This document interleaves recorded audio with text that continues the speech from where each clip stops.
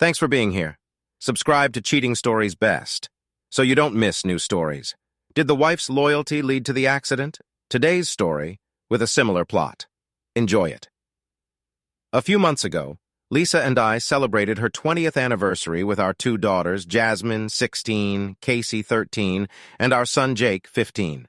My name is Joel Luciano, a 42-year-old happy father and husband. At least I was a happy husband until I wasn't anymore.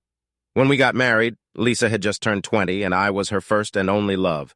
I was 2 years older and had several other girlfriends before we got married. She was a pretty girl, 5 feet 7 inches tall, blonde hair, blue eyes, all wrapped up in a nice 105 pounds package. We had an amazing marriage and loved fighting to give our children a good home and a happy environment.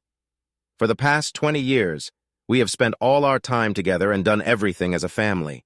Happy times, birthdays, first days of school, plays, graduations, even bad times brought us closer. There were Jake's broken bones and soccer, sprained ankles, stitches from accidents with girls at soccer, and even Lisa's fear of cancer. I remember spending all those months taking her to the hospital, staying with her through chemotherapy and blood transfusions, taking care of the children, and trying to keep everything together. Her recovery 7 years ago brought the family even closer together, and we celebrated the blessing that Lisa beat cancer, and we remained a strong family. As you can imagine, raising 3 kids, paying all the bills, and trying to save for college wasn't easy. The first thing to do is start going to the gym and worry about your diet or appearance in your 20s. You can easily put on a pound or a kilo every year, but neither of us cared as we were both more focused on saving for our children's future. I worked as a production manager for an engineering company, and Lisa was a purchasing director from a mid-sized manufacturing company. We both worked a lot, but we were always there for the kids, even though our lives had become unnecessary and routine. Our love and intimacy were never lacking, and we always made time for intim, making sure we were both happy and bed. We weren't bed deviants, but we were more corny than some of the stories we read together. But we both seemed happy and satisfied with our lovemaking and relationship. For years ago, we got new neighbors, Maria and Roger. They were in their late 30s, had no children, and liked to party on the weekends. Maria was a gymnastics instructor and had an amazing body. Roger was 30 years old and also in good shape, as one would expect from a young man married to such a beautiful woman as Maria. When Lisa turned 38, she was about 30 pounds overweight, which didn't bother me at all, since I also had about 40 extra pounds from years of hard work when we didn't have time to exercise or take care of ourselves. Maria convinced Lisa that she was a beautiful woman and could easily lose weight if she started going to the gym with her. 2 years later, just before Lisa would have turned 40, Lisa had lost 120 pounds, maintaining her 20-year-old body.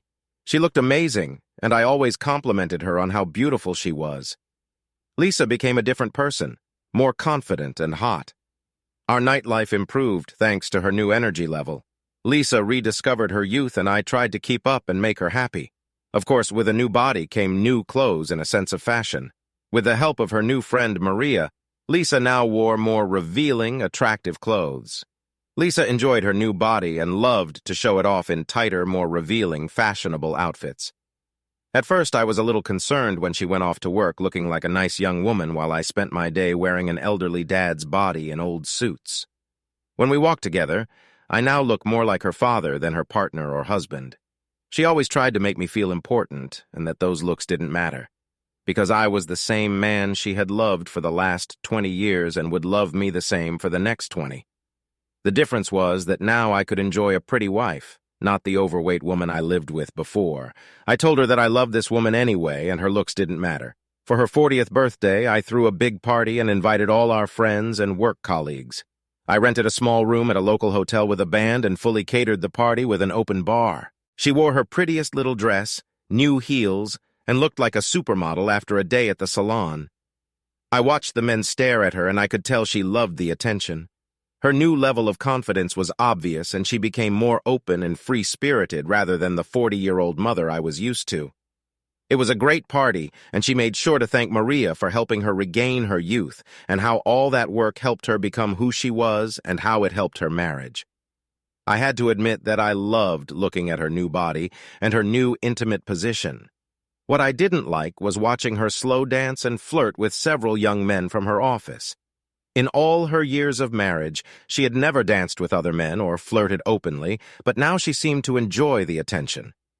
It bothered me, but I let her enjoy the party and planned to discuss my feelings later. When I mentioned it that night after the party, she apologized and explained that she never wanted me to feel jealous or awkward, and that she would never do that again. She explained that she just got caught up in all the excitement and drinking that night. She made up for it in bed. She was a tigress, and thanked me for the party in her own special way. Life went on and everything returned to normal except that Lisa was home late several times a week due to gym work. I made sure I was home with the kids and cooking dinner on the night she got home late from her workouts. On Thursdays, Jake had an after-school club and needed a ride home. Lisa agreed to pick up Jake from school on Thursdays because his school was several kilometers away and crossed several busy roads. Jake complained about being picked up and wanted to walk home because he said at 15 he didn't want to be picked up by his parents. I explained that some of the roads he had to cross were too dangerous, and if he wanted to be in the school club, he had to come home with us, no exceptions. Of course, he agreed, and I picked him up every day except Thursday because of my staff meetings. Thursdays and Thursday meetings had become Mom's routine. One day, Lisa was busy at work and forgot to pick him up, and after 40 minutes, Jake decided to walk home. It was one of the few times that anyone in my family saw me upset. Lisa was apologetic and unhappy with herself when she saw that I had lost my temper and let them both know how I felt. Lisa vowed that it would never happen again, and after I cooled down, she accepted it as a mistake. No harm, no foul. And everything was back to normal in the Luciano house. Once again, she made up with me in bed that night, and life went on. From a financial point of view, things were going well. The job was good, and the family seemed happy except for me. Over the previous weeks, I noticed that our nightlife had decreased from 4 or 5 nights a week to 1 or 2, and was no longer at the level we used to enjoy. Lisa began to indulge her desires more. She was worried about her appearance, had facials done, and had her hair and nails done weekly. It seems that once she hit 40, she desperately wanted to turn back time. The class, it was filled with new clothes and shoes, and when I protested about the money she was spending, I was greeted by an angry woman and a cold wife who coldly told me that I was the one benefiting from the new young pretty wife and that all the hard work was hers done to look like it was for me. I wanted to tell her that despite her best efforts, I was not getting any satisfaction and was having terrible intem. I told her that I missed the old Lisa, but that I still loved her just as much as the new Lisa. More late evenings, time at the gym, and a few evenings with Maria, our neighbor and gymnastics instructor. That's why I made the decision to take her away for the week and to reconnect and try to get things back on track.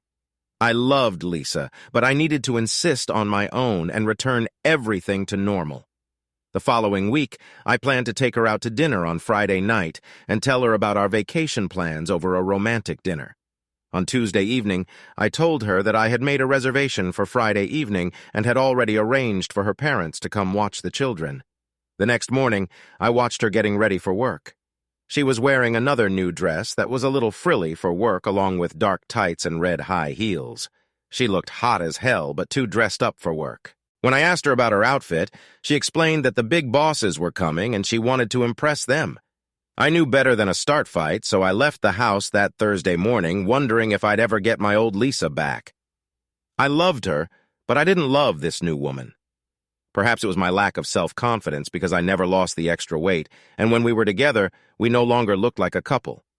Now I had a trophy wife without the love and intimacy we once shared, and I fought and prayed that our weekend getaway would help us reunite. Unfortunately, the events of that week did not contain a single escape. Not a single date. It was Thursday at 4 p.m. when I received the call from Holy Cross Hospital. I was giving a presentation at our staff meeting when the call came in that Jake was in the emergency room and needed immediate surgery. They explained that I needed to get there immediately. I ran out to my car and rushed like crazy to the hospital, which was 15 minutes away. I called Lisa several times, but no one answered. I called her parents and asked them to pick up the girls and come to the hospital to be with their brother. I left Lisa several messages on her phone, wondering and worrying about where she was. She always answered the phone, but today, for some reason, she didn't answer.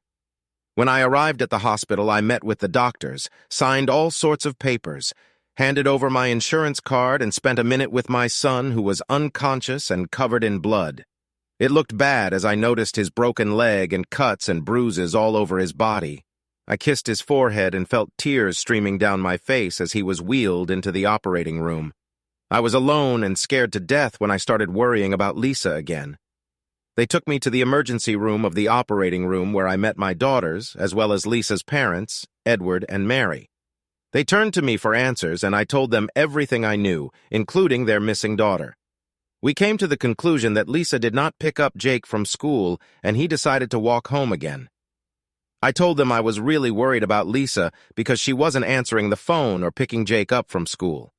They realized how unusual it was as we stood in a circle in a private waiting room trying to figure out what was going on. Let me call her office again and see if they know anything I said, dialing her office number. "Hello, Lisa Luciano's office," came the reply. "Hello, Lindsay. Any news from Lisa?" "I need to talk to her right now," I said urgently. "Hello, Joel." "No, I haven't seen her since she left for lunch," Lindsay replied. "Our son Jake was in an accident and is in the hospital. I really need to find her." "Do you know who she went to lunch with?" I asked. "Yes, she left at 1 o'clock in the afternoon with Donnie, one of the sales representatives of our suppliers. Do you happen to have his cell phone number? Her phone must be out of order and maybe he can help me find her," I requested. I found his business card on her desk. His cell number is 564-55555641. "Thank you. If you hear from her, please ask her to call me as soon as possible," I said, ending the call. I hung up and immediately dialed his number. There was no answer, and it also went straight to voicemail, and I suddenly had a very bad feeling. Not only was I inconsolable for my son, who was about to undergo major surgery, but also because my wife seemed to have gone missing with some salesman. Tears streamed down my face from the stress I was experiencing. Lisa's mom, Mary, who got me, told me to hang in there. I felt anger begin to boil inside me when I heard Jasmine say, "I found Mommy Daddy." Jasmine screamed, holding her phone. "What do you mean?" I asked. "She once installed this Find Me app on her phones to keep track of us, and it works on her phone, too." "She's right there," she said, pointing to the flashing red dot on her phone. "This is cool. Where is it?" I asked. She zoomed in on her phone, and within seconds it gave us the location. It was the Marriott Hotel in the city center. When everyone heard this, they turned to me with a surprised look. I quickly got an idea on how to contact her. Unfortunately, if my idea had worked, it would have meant the end of my marriage. Everyone watched me press buttons on my phone, wondering what I was doing.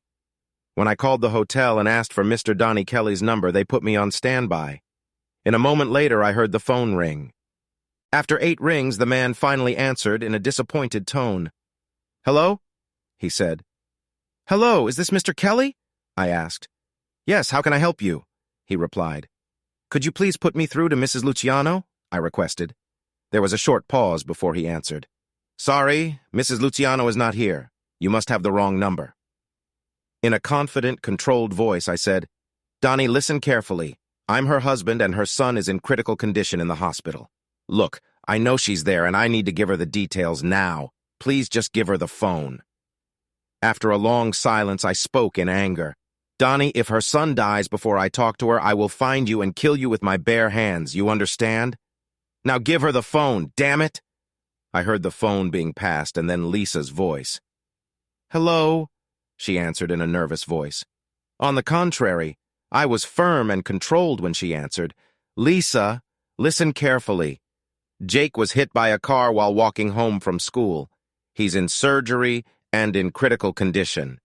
When you're done having fun with your boyfriend, please come to emergency room 6 at Holy Cross Hospital. You understand?"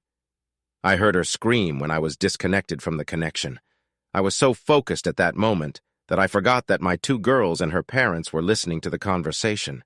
Now they were looking at me in complete shock. All the emotions of that day and hearing my wife talking on the phone to her lover was all my body could handle, and I actually started crying for the first time in my life. I cried in front of my family. I was in a lot of pain over Jake's accident and the loss of my wife. I could no longer be resilient and strong. I was on my knees and sobbing, and my children hugged me and cried.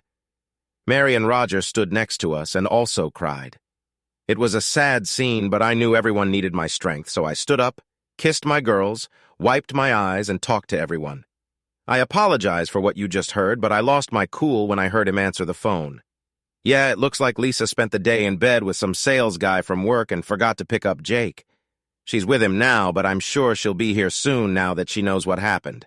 Please keep her away from me because I'm not sure what I will do in the state I am in, I said, addressing everyone. I saw the anger in her mother's eyes. Mary was a tough woman and didn't raise her daughter that way. She didn't approve of her daughter's recent behavior changes and told her so, but she would never have believed that her little girl would do such a thing. Jasmine was still crying and asked, "Dad, is Mom cheating on you? It seems so, but you can ask her when she gets here. For now, let's focus on praying for your brother. He needs all our prayers right now." "We'll deal with Mom later," I replied. "Oh my God, I need to go now. I forgot to pick up my son from school and he got hit by a car. It's all my fault. My sweet boy is in surgery and my husband knows about us. I'm really screwed and have no idea what to do, Lisa. What about us?" she said to Donnie, putting on a dress and heels. She grabbed her purse and ran to the elevator, turning her phone back on. As the elevator descended to the first floor, the phone was turned on again and began beeping with dozens of messages. She got into the car and rushed to the hospital, thinking about nothing but her son. Guilt began to throb through her body as she drove, and tears continued to fall from her eyes.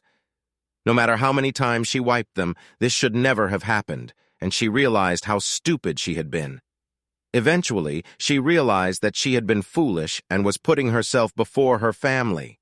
She drove to the hospital building, left the car parked at the main entrance, and ran inside, screaming that she needed to get to her son. The security guard, who had seen all this before and understood the situation, took the car keys from her and led her to the waiting room. 20 minutes after leaving the hotel, she walked into the surgical emergency room only to come face to face with her mother. Mary walked up to her daughter and immediately slapped her across the face with such force that it would have knocked a grown man off his feet. Lisa's head was practically torn off and her face turned red from her mother's blow. "You're trash. We raised you better than this. It's all your fault. I hope you're happy," she said through tears. "Mom, everything is wrong." Her father grabbed Mary and looked at Lisa with a sad face. "Lisa, stop it. We all know what you did today. It's a shame you didn't care about your son more than you did about your lover. Now your son is fighting for his life because you were in the arms of another man." It was then that our daughter Jasmine screamed, sobbing, "I hate you. You cheated on your dad and now Jake might die. I hate you. I hope you die." "Yeah, it was a car accident." Lisa looked in my direction but seen the expression on my face. She turned away and sat down alone on one of the chairs away from the others. We sat there for the next 30 minutes, not knowing what was happening to Jake until the doctor came to talk to the family. He talked about all the broken bones they had set and a punctured lung that had already been taken care of, but the problem was some internal bleeding. He explained that Jake had lost a lot of blood and was in serious danger. He said he would need blood and wanted to take some samples to see if we could donate. Of course, we all agreed. While we were waiting for our blood to be drawn, I looked at Lisa and had to ask, "Will we learn anything from the blood test? Lisa, Jake is my son." She cried harder than ever, hiding her head between her knees. She rocked back and forth and cried like she had never cried before. It turned out that my blood was the same as Jake's, and we ended up donating several units of blood. A few minutes after we donated blood, I asked everyone to leave Lisa and me alone for a few minutes. After they left us alone, I looked closely at Lisa, who was trying to avoid a contact. I noticed how disheveled her clothes were in real life, that she must have run out of the hotel room to get here. "Lisa, you look terrible. You're not wearing nylon stockings, you're makeuped as a mess. And you haven't even combed your hair. You smell like a knight." "You couldn't be more disrespectful if you tried," I commented. This made her snap her head up and speak for the first time since she arrived. "He's not my boyfriend. Please don't say that. There's no one else I love." "Only you, Lisa," I said softly. "If he's not your boyfriend, then you're just sleeping with random guys. Please show me some respect. I am not an idiot. For the last 2 months, you have been denying me intime. Hell, even last night you pretended to have a headache and turned me down again. Why, Lisa? Did you want to be fresh and ready to meet your boyfriend today? Look, now is not the time or place to discuss this. Just go home, clean yourself up, and come back looking presentable. Our children and your parents don't need to see you in this state." I don't want to discuss your betrayal or our divorce until Jake gets better. No, Joel, you can't divorce me. I love you. Please don't say that, Lisa. We will discuss our future, but not now. I can't waste my energy on you right now. I need to worry about my son. I need to focus on Jake, not what you did to our family. Just go home and clean yourself up. If you can't drive, I'll ask your father to drive you or call a taxi, but you need to leave now. Jake won't be out of surgery for a while, and you need to be here when he wakes up. The last thing he needs is to see you like this. She stood up, tears still flowing. I am so sorry, I'll leave. 2 hours later, Lisa returned. No makeup, her hair in a ponytail, jeans, and a sweater. She had stopped crying, but she looked terrible because of the tears and humiliation. Now she sat with her mom and dad, and her girls stayed next to me. I told my girls that we needed to stop presenting their mother and that we needed to focus on Jake. I explained that we would have time to talk about this later, but right now we needed to be a family. So for the next 2 days, we took turns keeping watch over Jake, who remained in a medically induced coma. Finally, on the 3rd day, positive news came from the doctors, and Jake was fine. He would have to stay in the hospital for a while, but in about a week, he would be able to return home. We all cried and hugged each other when we heard the good news. Lisa tried to warm up to me, but I didn't want to participate and gently pushed her away, hugging my girls. Lisa's world collapsed, and she had no idea how to return to her family and save her marriage. Since the family took turns staying at the hospital, there were no overnight accommodations for Lisa and me. But on the 3rd day, I decided to tell Lisa how I wanted to live further. Lisa, now that Jake is better, I'll sleep at home again. Obviously, I don't want you in my bed. And since you're the one taking on new lovers, I think it's only fair that you move your things to the guest room. Please, Joel, not this. Please don't kick me out. You know I love you. Right now, until Jake is fully recovered, it won't be like that. You are the mother of our children, and we will need your help in Jake's recovery. But until I decide what the future holds for me, you and I are no longer a couple. Yes, legally we are still married, but I no longer think of you as my wife, I said firmly. Tears started flowing again, but she understood and went to the guest room. I talked to the girls, and they understood. We all agreed not to tell Jake what was going on until he was better. I turned the living room into Jake's recovery room. I rented a hospital bed and a wheelchair, hired a day nurse, and prepared for his return home. Since Jake was in the living room and couldn't move, he wouldn't know about us sleeping separately. While the girls kept our secret, his recovery was our priority. The truck driver turned out to be an ex-con who had been mistakenly hired by Scientific Laboratories, a large publicly traded pharmaceutical company. Somehow he passed their screening and background check, which would end up being a costly mistake. During the investigation, police discovered that the driver was smoking, intoxicated, and sending text messages from his phone at the time of the incident. The trial received national attention due to the already high crime rate and current dissatisfaction with pharmaceutical companies. Our lawyers knew we had a win-win case ensued for an extremely large dollar amount. After the jury heard the whole story, the company realized they were in trouble and offered us a hefty 8-figure settlement rather than risk even higher period of damages from the jury. This did little to swagger anger and grief, but it did allow Jake to receive the best possible medical treatment and physical therapy. It was also enough to secure his future, pay for the kids' college, and allow me to take time off from work and be there for Jake for the 1.5 years it took for him to fully recover. When my mother slapped me, my world became clear again. I looked around the room and saw all the people I had let down and hurt. Feelings of remorse, guilt, pain, and failure flooded my body, and all I wanted to do was run and hide. I begged for some forgiveness, but I was only treated like a scoundrel. The pain intensified when I heard Jasmine tell me that she hated me and wanted me to die. All I could do was cry and feel sorry for myself. The thought that all of this was my fault filled me with a feeling of fear and sadness. I tried to explain that I didn't have an affair and it was a mistake, but my father stopped me from deluding myself when he told me to stop lying in that way. Wouldn't be here if I had just remembered to hold my son instead of spreading her legs for another man. I realized that this was all my fault, and if Jake didn't pull through, I would kill myself because I couldn't handle what I'd done. When we had to give blood, the hatred I felt in that room was overwhelming. When Joel asked if Jake was really his son, how could he think that? I realized what I had done and what they were thinking, and I again wanted to run out of the room and hide. After a long time, I was finally able to stop crying. That's when Joel asked everyone to leave us alone for a few minutes. I suddenly became nervous and didn't want to meet him like that. When he noticed how I looked and how my stockings were missing, I realized that I had left the hotel without thinking about how I was dressed because all I cared about was seeing Jake. Then I cringed and cried when he said I smelled like Intim. That's when I realized how badly I'd screwed up.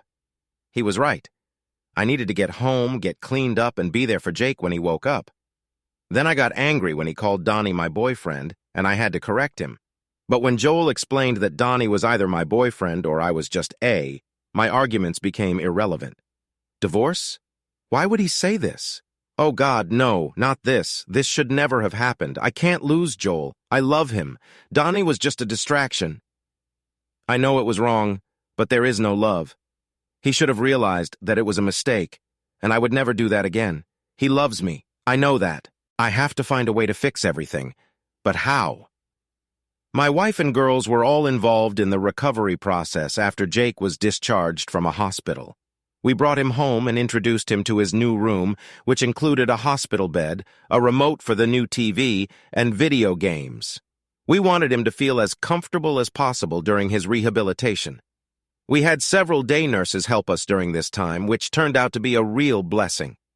Mary and Roger came every day to help, and together with our daughters, we all got used to our new life. Roger and I spent a lot of time discussing things in my plans. Her parents wanted what was best for the family and suggested counseling to try to stay together. I told them several times that I was not ready and that I wanted to continue to focus on helping Jake get through his difficult time. Lisa and I only talked when we were with Jake. Hearing the girls talk about how their mother had made some mistakes, he realized that there was a big problem.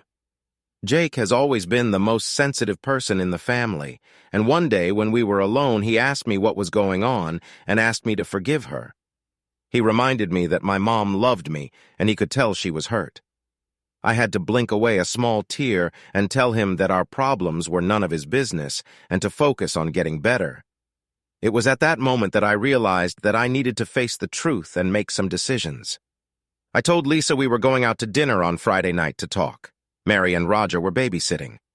That Friday night, we went to our favorite Italian restaurant, and after a few cocktails, I decided it was time to talk and asked the waiter to give us some time before we ordered. It was the first time since that fateful day that I spoke directly to Lisa. Up until that night, I only answered questions or made conversation. So for the first time since the accident, I spoke directly with Lisa about our future together.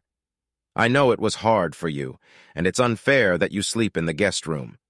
Since the accident, I haven't had time to think about our future, but over the past few days, I think I have a solution that will relieve all the stress the family is experiencing due to our situation. I'll look for an apartment close to the house and can move into the master bedroom again as soon as Jake gets back on his feet. I will begin divorce proceedings. I want to wait until he gets better before he finds out the whole reason why we broke up. I saw a tear roll from her eye as I finished my third glass. I felt like a boy who had lost his best friend and was holding back tears over my loss. All my years of love for this woman had been destroyed by one selfish act, and now we were both paying for her actions. Joel, is there any way you can forgive me and let me back into your life? Lisa, I love you and probably always will. Besides Jake's accident, losing you is the hardest thing that has ever happened to me. I just don't see a way back. Your selfish act of putting your boyfriend before our family and betraying my love is something I'm not sure I can ever handle. Our son, Jake, almost died because you needed to be with Donnie. Think about it and put yourself in my shoes. Please don't say his name. Since that day, I have hated myself. I don't blame you for hating me either. What I did was unforgivable. To make matters worse, I betrayed the only man I've ever loved. For what? One stupid affair with a man I never even wanted in my life. I know I screwed up, and I don't deserve anything from you or the girls. But is there anything I can do? Lisa, I don't think so. As far as I know, you didn't do anything to resolve the situation, and that just shows me that you really don't care. Once we get divorced, you can go back to your boyfriend or someone else with your new body and looks. I'm sure you can get any man you like, I said sarcastically. Okay, I deserve it. But after the accident, all I did was try to be with Jake. I tried not to think about what I did to you. Let me make things right and give me another chance. Please do what you want, Lisa. I'm not making any promises here. I'll wait a few weeks before I start looking for an apartment. But honestly, whenever I think about the months leading up to the accident, the way you treated me, the lack of a night in your narcissism, I have to believe that you really don't care. I was by your side during your illness and worshipped the ground you walked on. You took all this love and threw it away. You gave what was once mine to another man. You let him use you, and only God knows what you did to him. I don't know how I can forget this, Lisa. Tell me, how long had you been dating Donnie before that day? I've never been with him before. It only happened once, I swear, and there never was anyone else. This was not the answer to my question. I asked, how long have you been dating Donnie? Obviously, you two had been making plans before that day. I'm guessing you had lunch, maybe an after-hours drink, a special text message, or an email or two. If I check your phone text messages or email, will I find a relationship? You see, Lisa, giving yourself to another man is more than intim. The moment you started thinking about him, giving him your attention and intimacy, it turned into an affair. So I'll ask again, and please be honest. Your lies or deceit will not help our future. I understand your point of view, and I see how much I screwed everything up. I think it started about 3 months before the accident, just before my 40th birthday. I felt old, but when he found out I was turning 40, he started telling me how young I looked and giving me all sorts of compliments. I'm sorry, I know it was wrong, but I liked them, and I liked hearing that I was desirable to a younger man. I felt hot, and he kept flirting, and I let it take over me. You're the only man I've ever been with, and now 20 years later I feel like a schoolgirl again. He kept trying to ask me out to dinner, and the constant flirting made me feel even nicely. When he invited me to lunch that day, he took me straight to his hotel room and told me you would order room service. It only took a few minutes before he seduced me, and since then, I regret my actions every minute. I swear it only happened once, and I will never do anything like that again, Lisa. I noticed how much you like to dance and flirt with the young guys in your office at your birthday party. I'm sure you remember a conversation about this. Well, since you started working out at the gym with Maria, you have changed. Honestly, I don't like the new Lisa and what she has become. I don't blame you for wanting to look young and enjoy your life or wanting more than I can give you. I just wish you would have told me this instead of looking outside of our marriage. I don't want to live with this woman, and I feel like I need to compete with younger guys or that you are doing something behind my back. I lost confidence in myself, in our marriage, and the trust one had in you and in our life together. This is not the best recipe for healthy marriage. I'm not sure what you can do to fix this, or if it can ever be fixed. We ate in silence, digesting our conversation. Roger looked hopeful when we walked into the house, but I just shook my head. I thanked him for looking after the children and went up to my bedroom alone. Mary saw Lisa's tears and realized that nothing had changed. At least we tried. A month later, Lisa surprised me by telling me she had made dinner reservations again. This time, she was in charge and started the conversation. Joel, you were right about everything. For the last 2 years, I really lived without you and thought only about myself, trying to get my body in shape. What I did was unforgivable, and I cannot take it back or change the past. But let me tell you all, I'm going to fix everything. Trying to remain calm, she continued. I went to a therapist to help me deal with the guilt I felt about my actions. Every night, I cry for hours thinking about how I almost lost my little boy and destroyed the man I love. My therapist was a savior and helped me understand all the pain my selfish actions caused and how I hurt you in the worst way possible. She gave me several reasons for my wrong choice. She said it was a cry for attention or perhaps a midlife crisis. But I disagreed with her and took full responsibility for my actions. I spoiled it all, made the wrong choice, and convinced myself that I deserved to enjoy my newfound youth after working so hard to look good. At first, I only did it to get in shape, but after I lost weight, I started getting a lot of attention from men, and it made me feel young, hot, indesirable, which didn't help when I turned 40 years old. I could tell she was trying her best to keep it together, and I just sat quietly as she continued. What's really crazy is that I loved our life, our children, and our marriage. I never thought about hurting you or cheating on you, but that's exactly what happened. It all started with innocent flirting. Then you saw some of this at my birthday, but of course I didn't listen. Then there were lunches and more flirting until I allowed myself to go and ruin my life for meaningless afternoon intimate. I hate myself for what I did, and now I realize that this is not who I am. I want you to know how sorry I am for the pain I caused you and the harm I caused our son. You can't even imagine the feeling of guilt and pain I live with every day. It was never about my love for you or a marriage. My actions were completely selfish. I only thought about myself and what I thought I deserved. What I tell you is not an excuse, and I don't expect you to forgive me because I broke my vows, my promise to you, and betrayed your trust and love. I will understand if you want to get a divorce after what I did, and I will be sad, but you need to be happy and be with someone you can trust. In the meantime, I plan to try to win you back, Joel.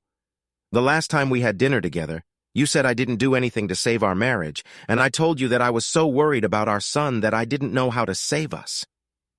After you pointed this out, I spent the last month trying to show you what I did to get you back. She controlled her emotions and set in a serious tone. First of all, today I submitted my resignation and will be a stay-at-home mom. I'll be caring for Jake full-time and we can get rid of the daycare workers. I told Mr. Connor, my boss, about the affair with the supplier. You all know about his position in the community and the church, so while I was there, he called the supplier and said that they would terminate their relationship if they did not fire Donnie immediately. Obviously, Scientific Laboratories is their largest customer, and a significant portion of their revenue is dependent on our business. I found out about this before we went somewhere in the evening that this was not the first complaint they had received and that Donnie was, in fact, fired. After that, I went to see his wife, Patricia Kelly, and apologized for what we had done. I broke down and cried when I told her the whole story and how I tried to improve my relationship with you, the only man I have ever loved. She was much nicer than I would have been, but I think she understood how terrible I felt. Patricia tried to console me. She said it wasn't all my fault, as Donnie was a real ladies' man and had a talent for seducing women, but she was strict and told me to never disrespect the man I love again. She wished me luck in getting back together. She said that this was not the first time this happened, but that it was the last time. I think she was going to see a lawyer after I left. I called Maria and told her I was canceling my gym membership. I also plan to continue therapy. I understand that I'm a grown woman and I have a family that needs me. I intend to be the best mom and wife possible if I get the chance again. I also gave away all my new clothes and kept only a few items that were more suitable for women my age. This conversation gave me some hope as she continued over the past few weeks. I have read dozens of articles about love affairs. I have even read several stories in which the wife undergoes a polygraph test to answer all the questions that an offended husband might have. From what I've read, there are about 20 common questions that need to be answered, so last week I made an appointment and went to an office downtown that specializes in performing lie detector tests. I asked them to ask me all the questions that I had prepared. They said the questions were unorthodox and not what they usually asked, but agreed to my request. They said they would add them to their regular questions at random. I gave them a list of questions that I knew you would be interested in and answered them honestly. In a desperate voice, she said, "This envelope contains the answers to your questions. I want you to know that I did not open the envelope or look at the results. I know the truth, and I'm confident that these results will allow you to understand that I am telling the absolute truth. I will even voluntarily agree to take a test every few months to prove how much I love you and that you can trust me again. I also met with a lawyer and asked her to prepare a post-nuptial agreement to prove how serious I am and to try to regain your trust. The post-nuptial agreement states that if I ever screw up again, I will give up custody of the children and leave our home without support or child support. I've read that this is common for traitors like me. Yes, I know who I am now and what I have done. I accept this title. No matter how dirty it makes me feel, I also know that I need to atone for what I did, and I promise to always put you first," she said as tears flowed from her eyes onto the table. "In the envelope, you will find a post-nuptial agreement along with the results of a polygraph test." I sat there stunned by her actions and her revelations about what she had done. My wife understood the impact this had on her family and her marriage. Well, Lisa, I have to admit that I'm surprised by your actions. This does give me food for thought, but I have one serious question. Why are you trying so hard to save this marriage? I mean, you obviously lost respect for me as your husband and were looking for something better. Now, with your looks and great body, you can have any man you want. You need to be honest and ask yourself why you want to stay with me, a middle-aged, overweight man. You've already made it clear that you want more than I could give you. Knowing how you felt about me, I can't understand why you want me now. I think you just feel guilty about getting caught and want forgiveness to ease that guilt. No, that's not the point. I want us to come back because I love you. You were there when I was sick, you took care of me, nursed me back to health, and never complained. All these years, you were always there for me, and I always felt your unconditional love. I took it all for granted, and now I understand how precious that love was. I don't need anyone else, and I can't even imagine being with anyone else. It was always you, and I threw it away. And honestly, you've always been everything I needed a night. You always made me happy. I just took everything for granted and stopped thinking about anyone else but myself, and it will never happen again. Now she was sobbing uncontrollably in the restaurant, making hiccup sounds from crying so hard. Now other visitors were looking at us. I walked over to her, hugged her, and held her while she cried on my shoulder. My heart was breaking again from all of her pain, and I wasn't sure how much longer I could take all these emotions. After she calmed down, she handed me a manila envelope and told me to read the report later that evening. When I was alone in bed, it definitely piqued my interest and made me wonder what I could learn. Just before we pulled into the driveway, she looked at me with the saddest eyes I've ever seen and said, "Please don't leave us, Joel. Don't leave our house. I'm happy to stay in the guest room if you don't want me in your bed. I understand why you wouldn't want me there because when I think about how I would react if you did what I did, well, let's just say I understand. And I will be there as much as you want. I just want to be with you and for our family to be together again. Please don't leave us. I know you will never forgive me, but please give me a chance to win your heart back one more time." I smiled at her father as we walked into the house, giving him a small ray of hope that we would be together again. After they left, we put the kids to bed. We went to our bedrooms, kissing each other for the first time since the accident. Once in my room, I showered, brushed my teeth, climbed into bed, and looked at the manila envelope, wondering what answers I would find inside. Would it make any difference? Did I want her to come back after everything that happened? When I opened the file, I was shocked to discover the amount of detail in the polygraph test report. I knew that the answers would most likely determine our future as husband and wife. I went through all the questions and answers, all the data, and then the summary. Clearly, she had done a lot of research because all the questions I had now had answers, and they were in my hands. I wasn't sure I was ready, but I would soon find out the truth. The questions seemed to be jumbled and out of order to prevent her from knowing what would happen next. It was funny, as far as I could tell from the questions Lisa came up with, because a real-eyed detector wouldn't ask questions that way. Is your name Lisa Connor? Yes. Have you cheated on your husband and family?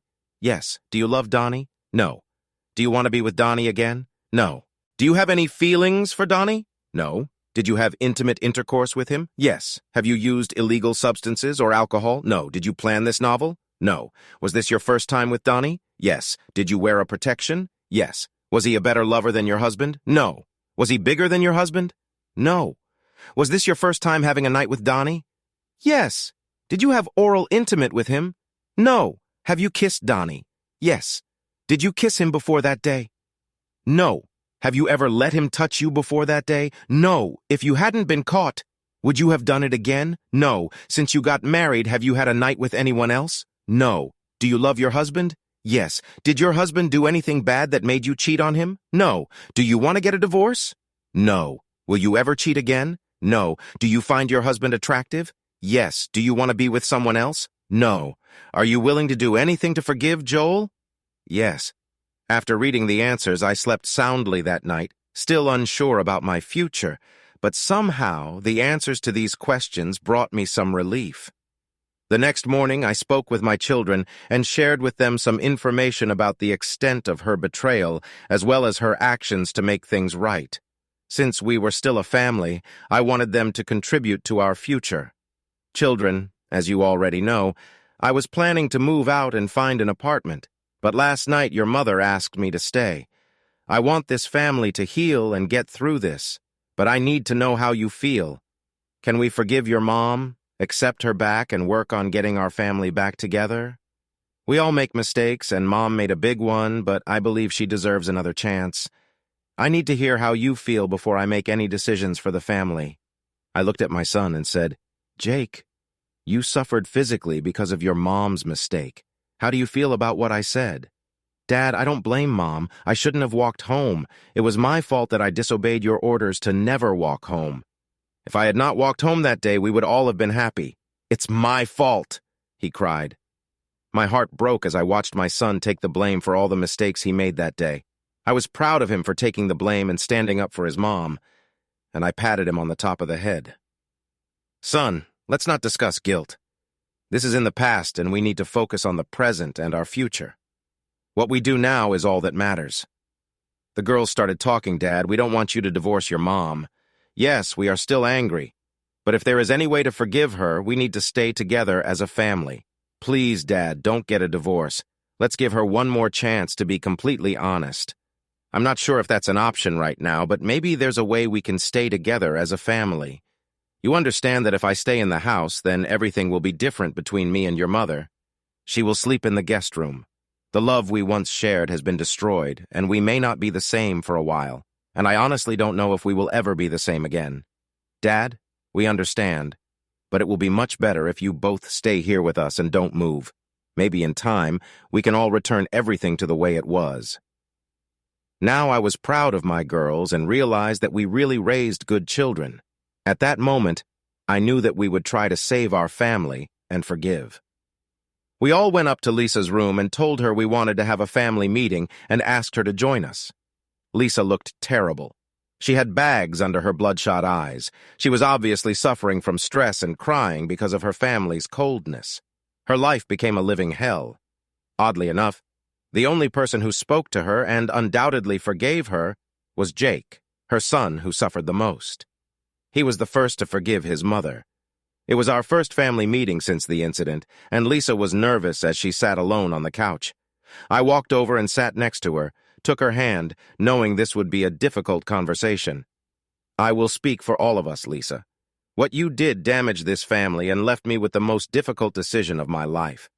You may not like what I decided, but I have no other way to maintain my self-respect as a man. I watched as she sat quietly, her hands clasped tightly in her lap. The children have expressed their wishes and want our family to stay together. Until last night, I didn't think there was a way to stop me from leaving you and moving to a new apartment, but after I read the lie detector test report and what you did to try to save our marriage, I was touched. You have surprised me with your efforts over the past month, Lisa. To be honest, your repentance and actions made me reconsider my decisions. Your deception was devastating, but the real damage was done by the way you treated me and my family over the last 6 months. Then when I found out that you had mentally left us and were dating another man, I realized that I was going to divorce you and end our marriage. On top of the pain it cost, I was furious because your deception was partially responsible for Jake's injuries, and it was unforgivable. I saw a tear fall from her eyes and continued after thinking about the situation. I believe in my heart that if this situation had been reversed, and I had taken a mistress who caused Jake's accident, there would have been no discussion, and you would have kicked me out already. But for some reason I can't explain. I still love you, and losing you would hurt me even more than you already caused me. It's a real quagmire, but my love for you is still strong. Today we had a family meeting about our future because this was a big decision. I needed the kids' input, and as a family, the final decision was for us to try to stay together and work on healing. She was clearly relieved, and a smile appeared on her face. Don't look so happy yet. You see, despite the children's wishes, I cannot remain married to you knowing that you deceived me. You broke your promise to be faithful and abandoned everyone else. You broke our marriage contract, and if I stay married to you, I'll accept that everything was okay. This may sound vindictive, but I'm still considering getting a divorce. Her smile instantly changed to an expression of horror, and tears flowed down her cheeks. Let me finish before you have a nervous breakdown. Like I said, I still love you, and I don't want our life together to end. Now she was looking at me with a confused expression. "We'll get a divorce and start all over again if that's what you still want. The current living conditions will not change, and you and I will meet and work on our future together by starting over. I can understand why you want to stay married. Don't get me wrong, it won't be easy. We will both have the freedom to live as if we were single, and we can date other people. This means that you have the freedom to explore your desires and see if being married to me is really what you want. I will have the same freedom." Everyone looked at me as I explained our future. Don't misunderstand what I'm suggesting here. I have no desire or plans to date others, but we both know you had desires outside of our marriage, and I can't risk you doing it again. If you do this, I might also want to be able to find someone else. I had to stop for a drink because my mouth was dry and my emotions were running high. The next 6 months to a year will allow us both to find out what you really want in your life. It will also give me time to see if I can live with the knowledge that you needed another man in your life. I haven't mentioned this before, but my confidence and self-esteem have become an additional casualty of your betrayal, and it is something that I will need to resolve and restore before I can commit myself to you again. I liked your idea of a post-nuptial agreement and almost accepted your proposal, but I realized that staying married under these circumstances would mean condoning what you did, and I still wonder if you want more than I can give you. According to my plan, you will have the freedom to make your own decisions for the future. Depending on how things work out between us, I may try to trust you again. If all goes well, the prenuptial agreement and new vows will be signed at our wedding ceremony. Yes, we will have a wedding ceremony to publicly commit ourselves to each other once again. Without stopping, I continued. During this time, consultation will be mandatory. I will also be seeing a counselor to help me deal with my anger and trust issues. And we will also be attending couples counseling, as you have heard us all in different ways, and we all need to work with a professional. The simple solution would be to just get a divorce and move on, but we love you, and I want to make an effort to stay together. You also need to work on repairing your relationship with your parents if you want to stay with your family. You have a lot of work to do. Last night, you told me that you would do anything for me to stay. If you still want this, then be prepared for a long healing process. I stopped and let everything digest, and we sat there until the pressure of silence became unbearable. So, Lisa, are you still ready to do whatever it takes? Do you still want to try to keep this family together? Lisa clasped her head in her hand in tears. Yes, I love you. I don't want a divorce, but I understand how you feel. Thank you. I know I don't deserve a second chance. I thought about what you said, and if things had been different, I would have divorced you already.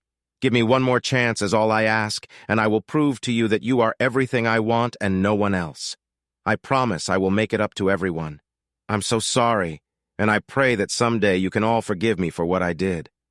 I stood there as the girls came up and hugged their mother. I held Jake's hand, and for the first time in months, we were together again. At that moment, we knew he had turned the corner and would emerge stronger from all this drama. It took me over 5 months to let her into my bed again. I had to give her credit because she did everything she could to win back my trust and love. I won't go into all the details, but she made it clear to us all that reuniting our family was her main goal, and she brought us all back. After a long recovery, dozens of counseling sessions, and family outings from that day on, we spent all our free time together as a family. Lisa came to my bed several times during the year, but ultimately it was just a way for both of us to get rid of our intimate frustration. There was no lovemaking. Our time was never more than a few minutes because my mind kept thinking about that terrible day. Neither of us had met or even discussed anyone else. My own therapy sessions helped me accept what was happening and regain my confidence.